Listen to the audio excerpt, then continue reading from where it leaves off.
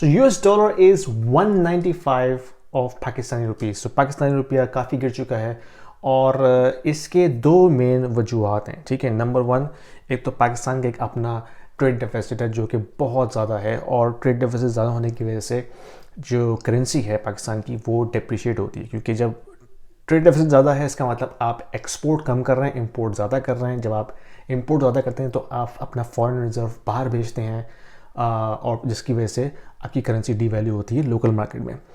दूसरी वजह यह है कि यूएस डॉलर जो है वो खुद इंटरनेशनल मार्केट में जो है वो स्ट्रांग हो रहा है। इसके देखने की सबसे आसान तरीका यह है कि आप एक इंडेक्स है DXY, गूगल पर आप सर्च करें तो DXY इंडेक्स में आप देखेंगे कि यूएस डॉलर जो है वो दूसरी बकेट ऑफ बिग करेंसीज हैं उनके अगेंस्ट कैसे परफॉर्म कर रहा है, ठीक है। टिपिकली 5 या 4 करेंसीज हैं जिसमें यूरो है, ब्रिटिश पाउंड है, जापानीज येन है और चाइनीज युआन शामिल है।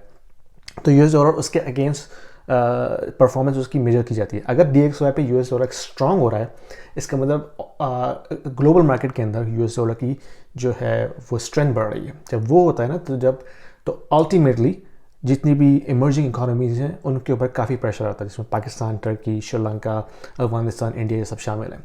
तो दोनों तरफ से पाकिस्तान में प्रेशर आ रहा है। एक तो पाकिस्तान का अपना ट्रेड डेफिसिट जो कि दिन ब दिन बढ़ता चला जा रहा है, जिसकी वजह से लोकल करेंसी आपकी डिप्रिशिएट हो रही है, और दूसरा है कि यूएस डॉलर इटसेल्फ स्ट्रांग हो रहा है ग्लोबल इकोनॉमी के अंदर, जिसकी वजह से दूसरी तरफ से प्रेशर पड़ रहा है करेंसी के ऊपर। तो नॉट अ गुड साइन। आपने देखा श्रीलंका में क्या हो रहा है, तो पाकिस्तान की करेंसी पर भी काफ़ी प्रेशर आएगा। तो ज़रूरत यही है कि किसी तरह अपना इंपोर्ट बिल पाकिस्तान गवर्नमेंट जो है वो कंट्रोल करे और एक्सपोर्ट्स को बढ़ाए ताकि करेंसी जो है वो स्टेबल हो। अच्छा, किया क्या जा सकता है इस केस में? अगर आप एक नॉर्मल पाकिस्तानी हैं और पाकिस्तान में रहते हैं, आपके पास कैश रिजर्व्स हैं, तो आप क्या करें? तो इसका सबसे आसान तरीका ये है कि अपने कैश रिजर्व को कन्वर्ट करें आप किसी टेंजिबल एसेट के अंदर, जैसे कि रियल स्टेट है, जैसे गोल्ड है, या फिर डिफरेंट प्लैटिनम मटेरियल्स हैं। स्टॉक्स आजकल काफ़ी डाउन है, तो अपॉर्चुनिटी है स्टॉक्स बाय करने की यूएस स्टॉक मार्केट के अंदर। Crypto currencies of course that's another domain, मैं इस पर बात नहीं करूँगा अभी।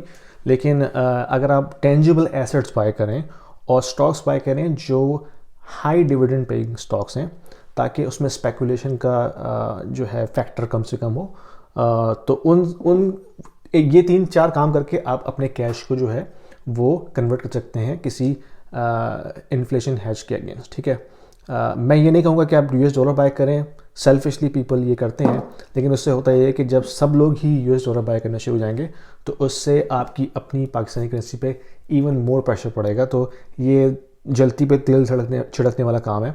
तो मैं तो इसकी एडवाइस नहीं करूँगा एज अ पाकिस्तानी, लेकिन बहुत से लोग करते हैं।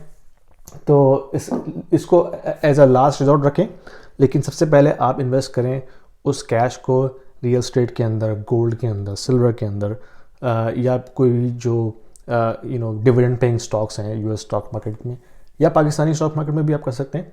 तो लेकिन स्पेकुलेशन ये देखिएगा कि ऐसे स्टॉक्स बाय करें जिसमें स्पेकुलेशन का फैक्टर कम से कम हो, क्योंकि जब रिसेशन का टाइम आता है तो सबसे पहले वो स्टॉक्स पिटते हैं जिनमें स्पेकुलेशन फैक्टर सबसे ज़्यादा होता है। आपने देखा क्रिप्टो करेंसी का क्या हाल हुआ है, और जितने भी दूसरे ग्रोथ स्टॉक जिनको समझा जाता था उनकी सारी हवा निकल गई, क्योंकि वो स्पेकुलेशन बेस्ड उनकी ग्रोथ थी। तो इम्पॉर्टेंट मैसेज है, इसको समझिए और अपने आप को प्रोटेक्ट कीजिए किसी भी बड़े फाइनेंशियल मेल्टडाउन से। Thank you very much.